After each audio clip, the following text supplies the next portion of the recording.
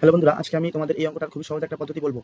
অঙ্কে লেখা আছে একজন ব্যবসায়ী একজন খরিদ্দারকে 25% কম ওজন দেয়, মানে যদি দেওয়ার কথা থাকে 100 গ্রাম, সেই খরিদ্দারকে দেবে 75 গ্রাম। তারপরে লেখা আছে সেই জিনিসটার উপর 15% দাম বাড়িয়ে লেখে, অর্থাৎ যদি দাম হয় অরিজিনাল 100 টাকা, সেই জিনিসটার উপরে লেখে দাম লেখে 115 টাকা।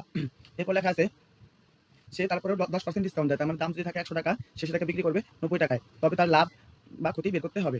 25 দিয়ে কাটলাম, 25 দিয়ে কাটলে 3 পঁচিশে 75, 4 পঁচিশে 100, 4 দিয়ে আবার 100 কাটলাম, 4 দিয়ে 100 কাটলে হবে 25, এই শূন্য কাটলাম, 5 দিয়ে কাটলে হবে 2, 5 দিয়ে কাটলে হবে 23, 3 দিয়ে কাটি, 3 দিয়ে কাটলে হবে 3, আর এই 3 কেটে দিলাম। এই পাশে রইল 25 আর 2, 25 দুগুণ 50, এই পাশে রইল 23 আর 3, 3 23 69। 50 টাকা কিনে যদি আমি 69 টাকা বিক্রি করি, তবে আমার 19 টাকা লাভ হবে। কত টাকার উপর 19 টাকা লাভ হবে? 50 টাকার উপর 19 টাকা লাভ হবে। পার্সেন্টে আনতে হলে 100% দিয়ে আমি গুণ করব। 50 দিয়ে 100 কাটা, এর হলো 2, 19 দুগুণ 30% লাভ। আমাদের সঠিক উত্তর অপশন নাম্বার ডি। এই টাইপের আরো নিয়ম জানতে বা আরো শর্টে জানতে তোমরা আমার ভিডিওটা অবশ্যই ভিজিট করো। ধন্যবাদ।